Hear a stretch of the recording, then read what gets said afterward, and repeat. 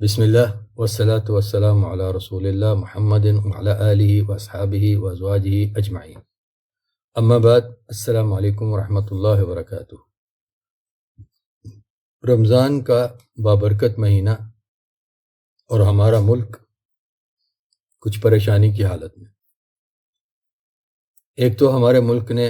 اپنے طور پر ایک جنگ جاری کر رکھی ہے، یعنی ہمارا ملک خود ایک جنگ میں مبتلا ہے، حالت جنگ میں ہے ایک پڑوسی ملک افغانستان کے ساتھ، اور دوسری طرف ایک دوسرے پڑوسی ملک پر، ایران پر، امریکہ اور اس کے پالتو مقبوضہ فلسطین پر جو صہیونی حکومت قابض ہے، اس حکومت کی طرف سے ایران پر جنگ جاری ہے۔ مقبوضہ فلسطین، میں ہمیشہ یہی کہتا ہوں، وہ نام نہیں لیتا جس نام سے انہوں نے اپنی ایک ریاست بنا رکھی ہے، اور ہر مسلمان کو یہی چاہیے کہ اس نام کی بجائے مقبوضہ فلسطین پر ناجائز صہیونی حکومت یہ کہا کریں۔ تو جنگ جاری ہے ہمارے ملک کی اپنی بھی اور ہمارے ملک کے پڑوس میں بھی، جس کی وجہ سے پورے خطے کے حالات کافی کشیدہ ہیں، اور ملک میں ہمارے کئی مشکلات رونما ہو رہی ہیں، کیونکہ جنگوں میں ایسا ہوتا ہی ہے، اپنے ملک کی خود جنگ ہو رہی ہو یا اڑوس پڑوس میں ہو رہی ہو، اس کے اثرات آتے ہی ہیں، منفی اثرات، تکلیف دہ مشقت والے اثرات، اور انہی اثرات میں سے ہمارے ملک پر ایک اثر ظاہر ہوا کہ پیٹرول ایندھن کی کمی۔ گو کہ حکومت نے چند دن پہلے یہ کہا تھا کہ ہمارے پاس 20 دن کا سٹاک ہے، لیکن ہمارے بھائی نیک وکار، ہمارے مسلمان بھائی، انہوں نے یہ ظاہر کیا کہ پیٹرول ہمیں نہیں مل رہا ہے۔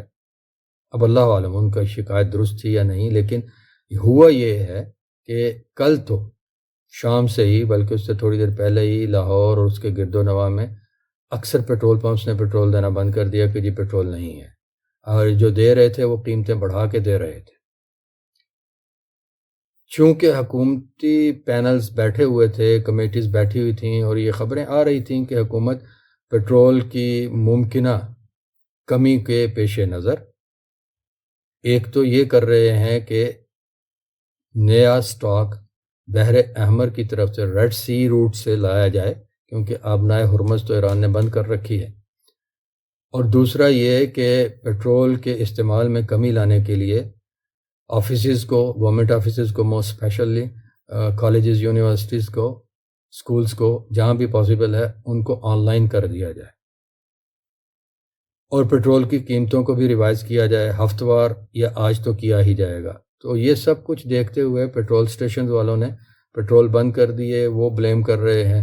کرتے رہے کہ ہمیں پیٹرول پورا نہیں دیا جا رہا، ہماری ڈیمانڈ پوری نہیں ہو رہی، اور وہاں سے جواب آیا کہ ایسا کچھ نہیں ہے۔ ہو ایور،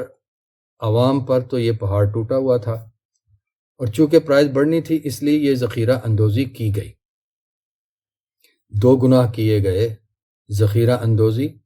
اور لوگوں کی ضرورت کا ناجائز فائدہ اٹھانا، جبکہ مشکل اور مشقت کی وقت میں اچھی قومیں ایک دوسرے کا ساتھ دیتی ہیں، مل کے بوجھ اٹھاتی ہیں، اور ہم نے تو بہت اچھی قوم ہونے کا ثبوت دیا ہے، مسلمان بھی ہیں ہم، رمضان کا مہینہ بھی ہے، تو بخشی بخشائی قومیں ہیں۔ ایسے تمام لوگوں سے جو یہ دونوں کام کرتے ہیں، ذخیرہ اندوزی اور لوگوں کی ضرورت کا ناجائز فائدہ اٹھاتے ہوئے چیزوں کی قیمتیں بڑھا کر بیچنا،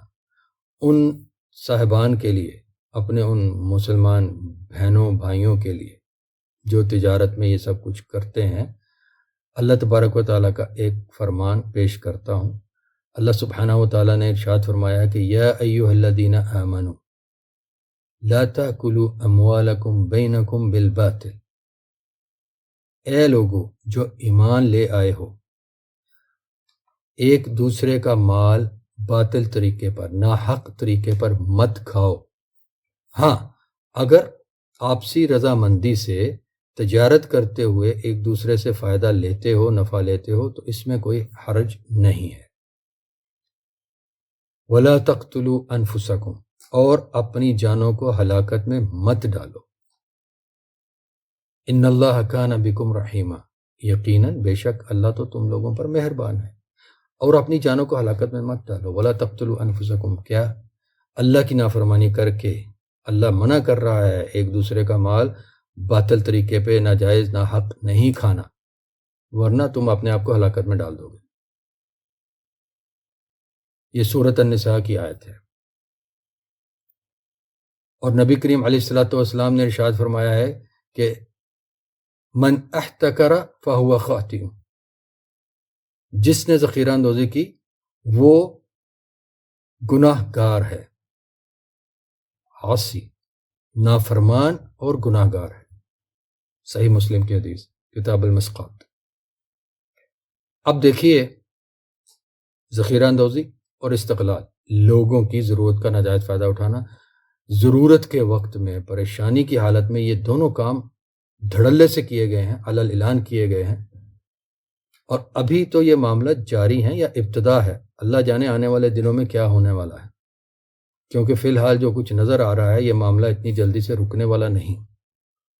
تو ہمیں من حیث القوم یہ چیز اچھے طریقے سے یاد رکھنی چاہیے کہ اگر ہم اللہ اور اس کے آخری نبی اور رسول کریم محمد علیہ الصلوۃ والسلام کی نافرمانی والے کام کریں گے، شاید دنیاوی طور پہ، وقتی طور پہ چند پیسے زیادہ کما لیں،